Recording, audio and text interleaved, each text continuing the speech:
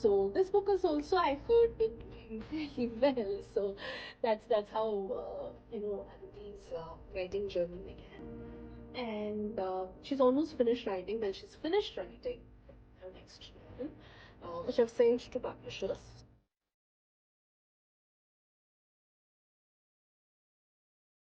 Welcome again. Hi. Shwetha, thank you so much for doing this with us.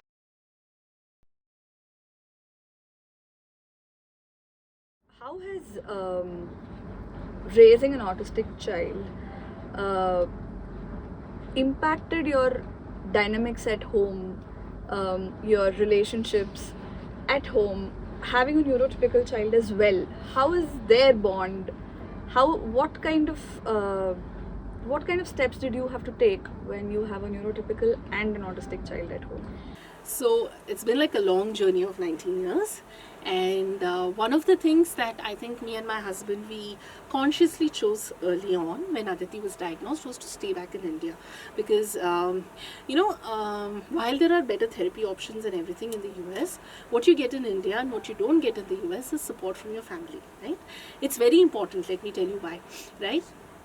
See, there's a lot of this conversation going on about many autistics not becoming financially independent completely. Now, what does that entail for a parent? Okay, for a parent, that entails that you have to earn not just for your lifetime, but you have to earn for 2 lifetimes, for you and for your child. Okay, so it is very important, but okay, that is one side of the story. Now, the other side of the story is when you have a child who's very different, the child needs time, the child needs your time, because we are living in a society where it's the onus of the parents to figure out what to do with the child, right? So oftentimes what happens is one of the parents ends up taking a back step in their careers, or choosing a lesser paying job, because that's what accommodates their time requirements more, which means the onus on the earning parent is much more to earn, right? Now, even for the parent whose career has taken a back seat, there is so much, you have your domestic commitments, you have all the things that you have to do at home, and you have to, especially in the early years, give so much of time to your child, right? Take your child to school, from school to a therapy center, come back and work with your child. Your child becomes a full-time job. Now, what about the rest of the other things that you're expected to do? So that way, I think I've been extremely lucky, because I've had very supportive family, especially my mother, without whose support I don't think I would have gotten this far. So yeah, that for me, I think, was like the strength, the rock solid strength, because my husband had to travel so much all along, and Aditi was so different, and I had to spend so much of my time and energies figuring out what to do with Aditi, right? So without my mother's support, I don't think that would have been possible at all. So yeah, that way, I think our great Indian joint family and whatever, our family and friends and whatever that is we have, works very well in a way if you have an autistic child. So I think it is about, having said that, I think it is also about setting expectations of the grandparents and everybody right. So it is about being upfront, and it is about being frank. It is about saying, yes, this is what the child has, this is what the diagnosis is, and that means this.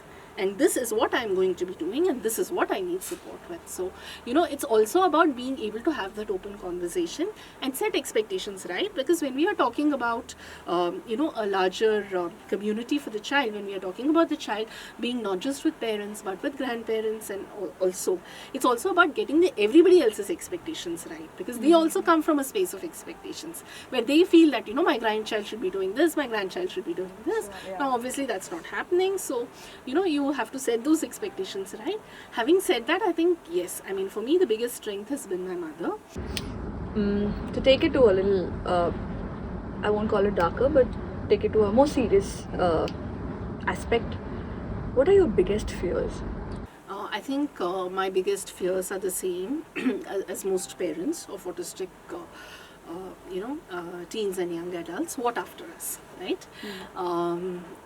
Yes, I mean, we do work to try and see to make them as independent as they can, but obviously it is not like a neurotypical child, right? A neurotypical growing into a adult. So obviously there is the what after us. There are a lot of initiatives that have it's a very nascent space in India. Initiatives have just taken off, in terms of communities where they can live and work within the community. But having said that, most of these are not functional as yet. It's all started by parents. Some of them, of course, there are organizations like India Autism Center, which is doing it, which is again, a parent-run setup. In fact, one of the industrialists in Kolkata, their son is autistic, and he started this huge venture called India Autism Center, which aims to do a back-to-back, an end-to-end integration of autism services. So they have this 68-acre campus in the outskirts of Kolkata, where they're going to do diagnosis, to early intervention, to schooling, to vocational, to living, everything within the campus. So there are initiatives like this that have started off in the country, but they've just started, they're not even functional as yet. So yes, I mean, it is, we don't know, we are working. I think the community is still working, to figure out. How do you handle people who question you about your daughter not understanding what it is? See, I think one of the things that we have to acknowledge is that the society in India today is definitely more aware about autism than it was, at least in big cities. Communities in big cities are more aware about autism than it was when Aditi was growing up.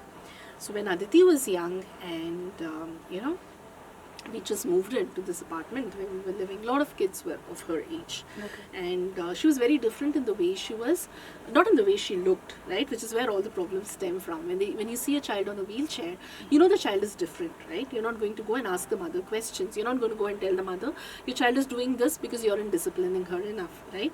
But when you have a child who's having a meltdown in public, so when, it becomes very sensorially overwhelming for autistics. They have something called a meltdown, which can be in the form of loud crying. It can be those kind of venting out behaviors. They can cry, they can just sit down where they are and cry and things like that. So yes, there have been instances when people have come and told me, that's because you aren't disciplining your child enough. You need to learn to say no to your child. But I think at some point, initially, yes, it was bothersome. I used to get upset when people would say that, why is she not talking? You should allow her to play with a lot of other children, then she will start talking. Some very generic yarn that people love to give. So, it used to be very annoying. And at some point I realized, I might as well tell them in their face, look, she's autistic and that is what she will do. So when you tell people on their faces, even the ones, with the well-meaning feedback, they'll know when to back off. So I think if you are comfortable, with your child in that space, if you're comfortable with what your child is doing in that space, you will stand up for your child. It's as simple as that. But but it's a journey, I think, for every parent to become comfortable with what their child is doing in the space, right? In autistics, it can be hand flapping, it can be rocking, it can be things that look different, right? But they don't look different. So you're going to get lots of advice about, how you're supposed to train your child. So I think, yes, the day you learn to stand up and the day you learn to say, I know she's doing it because she's autistic, people will back off. What would you like to tell people who are in denial about their own child being autistic or in any of the different spectrum? See, I would say you have to accept your child, okay? But it's a statement I'm making, right? Because it's not in human nature, especially in our culture, and I think that's fairly true of most cultures also. As much as we try, to not look at our children as an extension of ourselves, right? At the end of the day, that is what we end up looking at them as, we look at them as an extension of ourselves. With the birth of every child, there's so much of aspirations, a parent is born. And with that parent's birth, so many aspirations are also born, right? You want to give the child the best of everything you did not have, and everything else, right?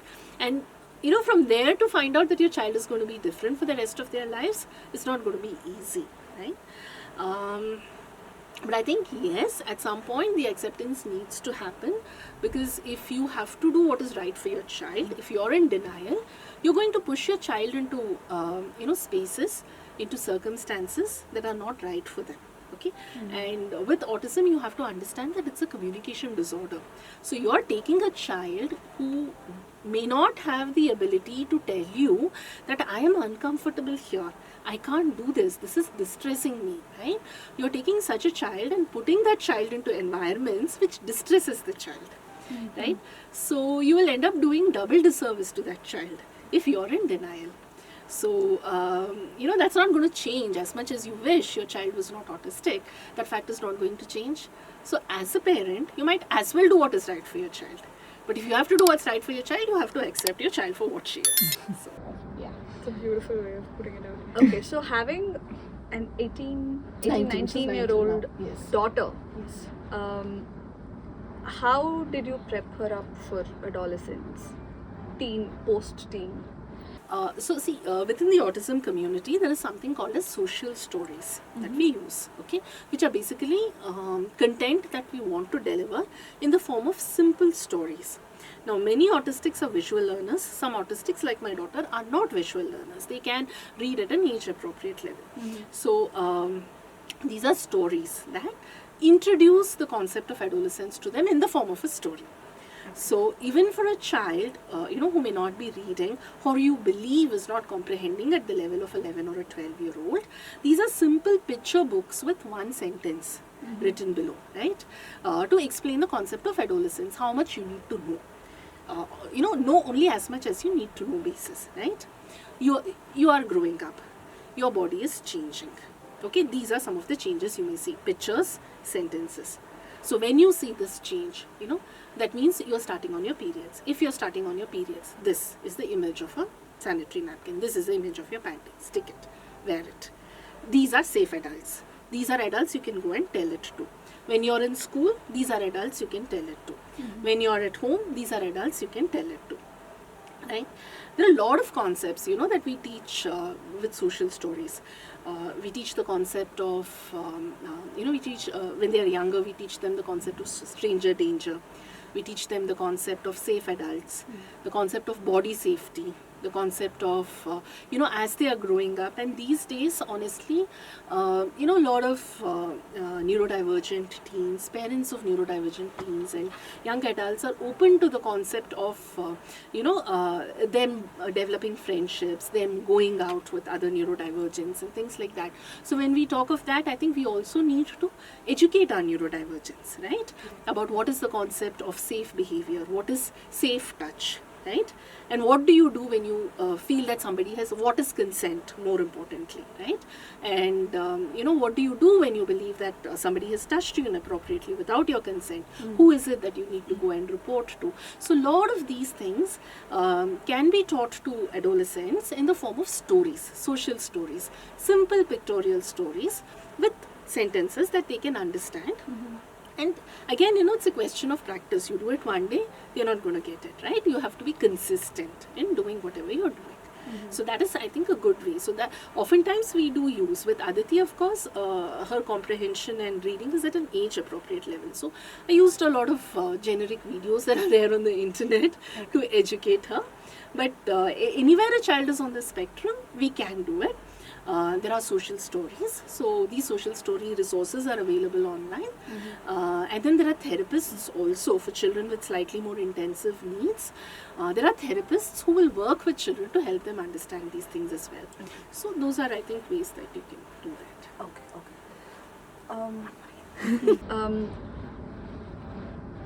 Can you throw some light on relationships and status of relationships in India for neurodivergent children? Yeah, so here's the deal, right? Oftentimes parents do this mistake of actually, treating their neurodivergent, especially autistic children who have slightly higher support needs as a child, right?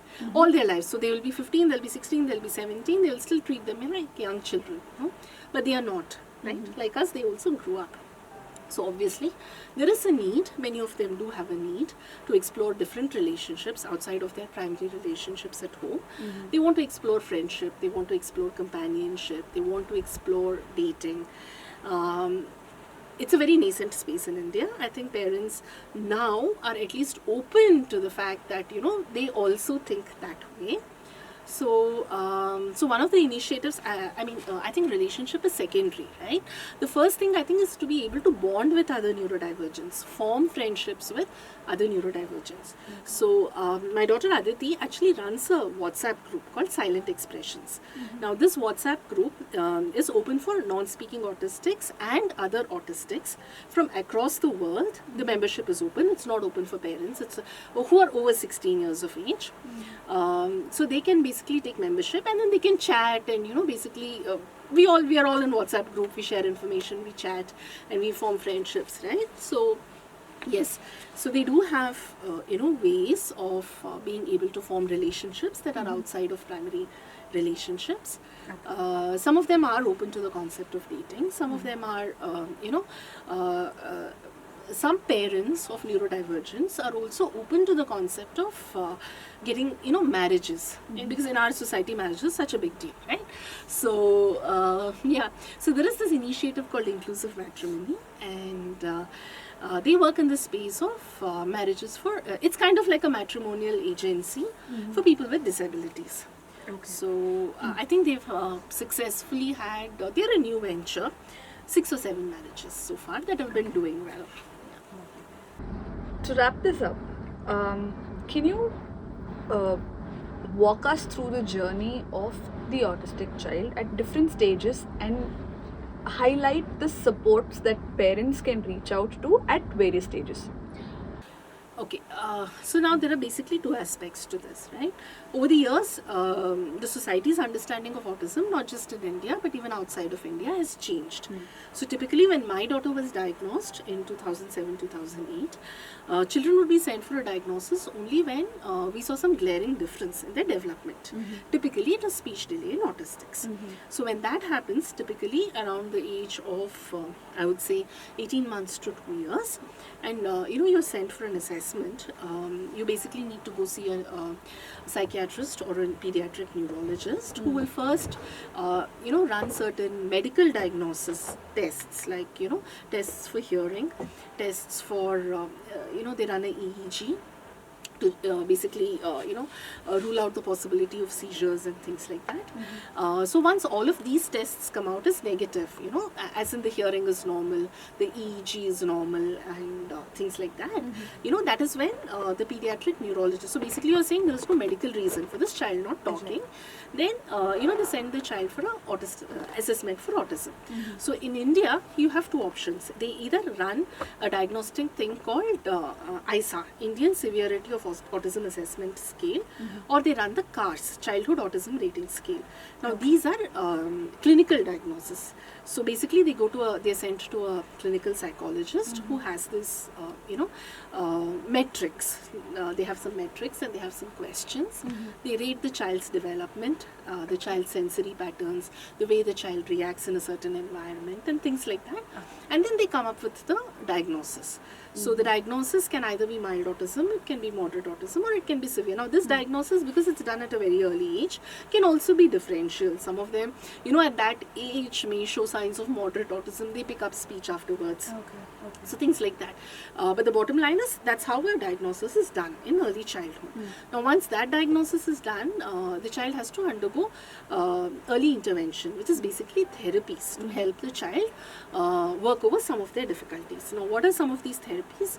One is of course speech therapy, because most of them have either atypical speech patterns or they don't have speech.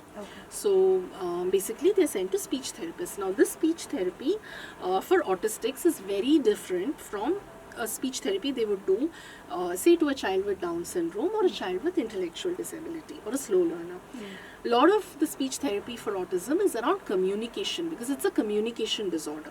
So they don't understand that I have to communicate this way in order for people around me to understand that's what it is, right?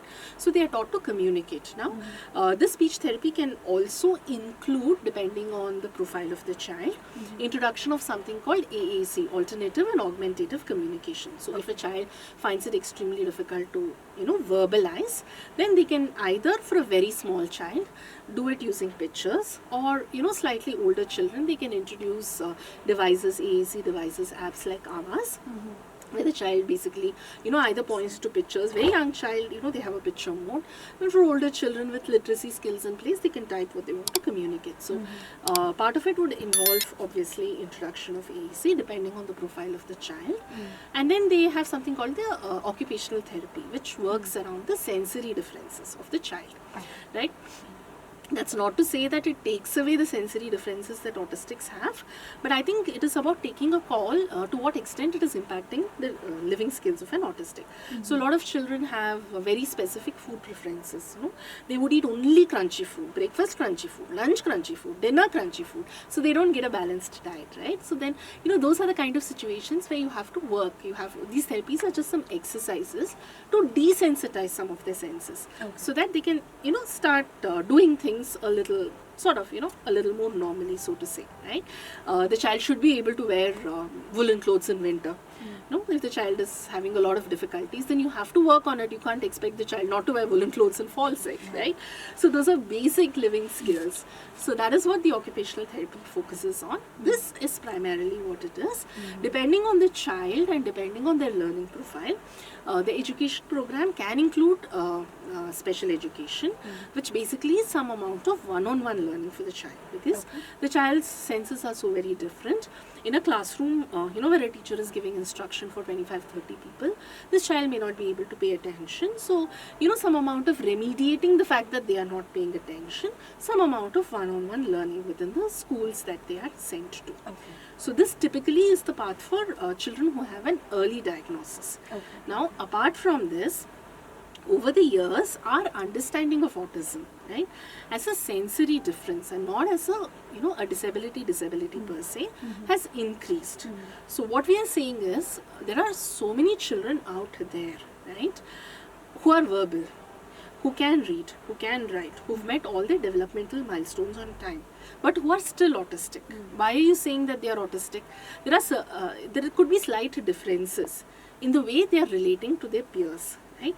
Maybe they are not able to play with the peers the way, it is expected for that age.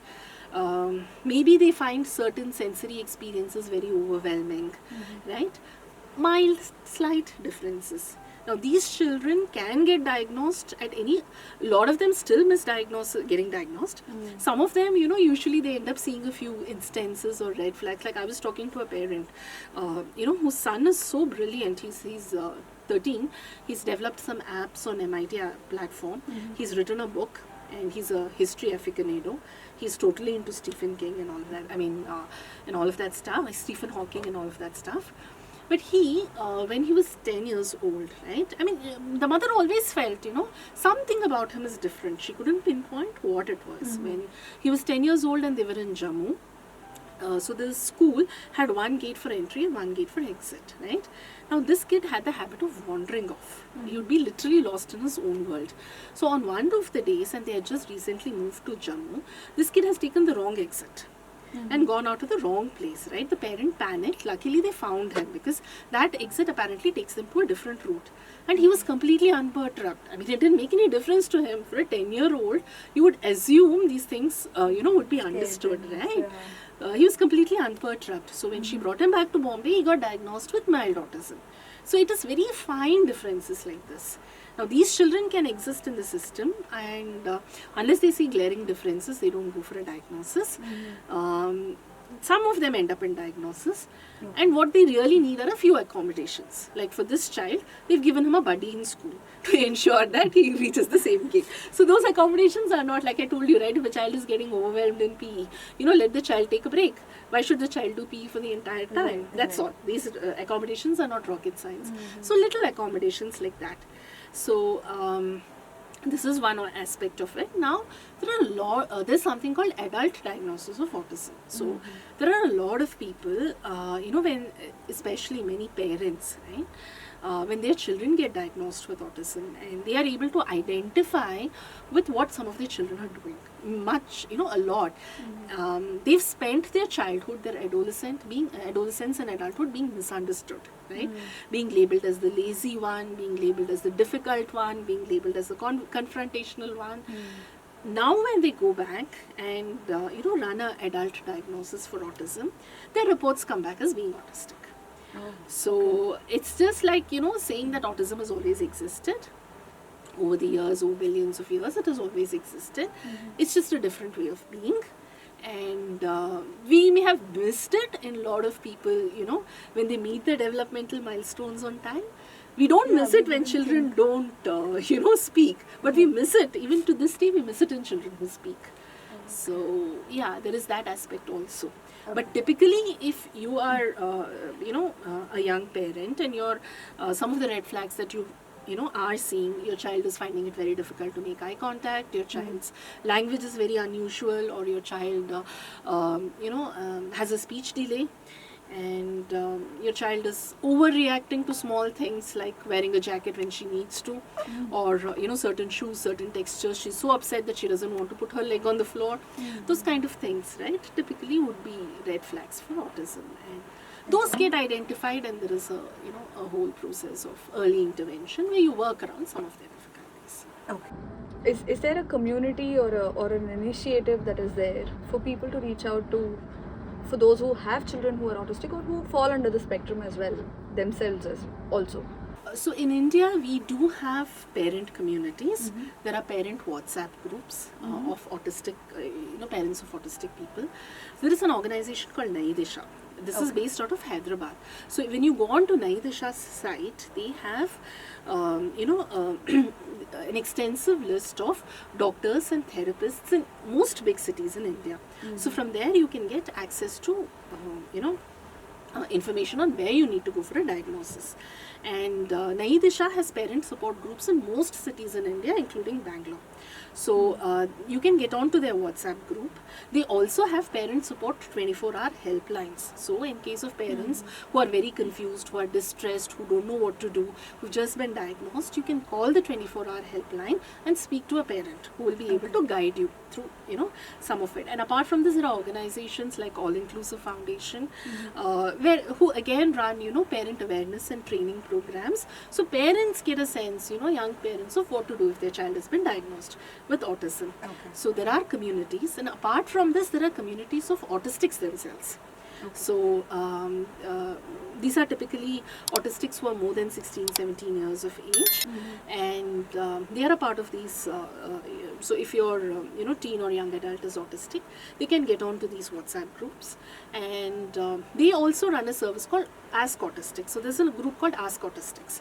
So the admins of this group are all autistics, and a parent can post a question. If, for instance, they see their young child doing something, so they don't know why this child is doing, they can post that question in the Ask Autistics group, and some autistic will respond saying, I did this because of this.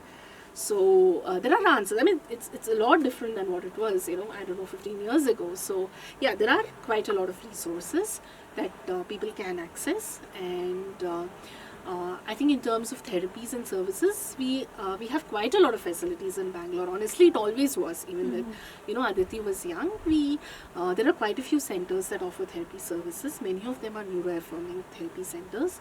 There are schools for those on the mild autism spectrum. There are inclusive schools as well. So most of these parent support groups and Nayi Disha's groups, you can get access to all of this information. Okay. Thank you so much for sharing. Thank you so for much. having me. And I'm sure a lot of people, like me for instance, I had no idea of a lot of things that you just mentioned, right? So thank you so much for your time. Thank you for showing a beautiful world. It is so different and so beautiful, honestly. Yeah, see, that's the thing about autism, right? It's a very different world, but it's the part of the same world that we are living in. That's true. Yeah. Thank you so much for your time. Thank you for having me. It was lovely talking to you. Thank you.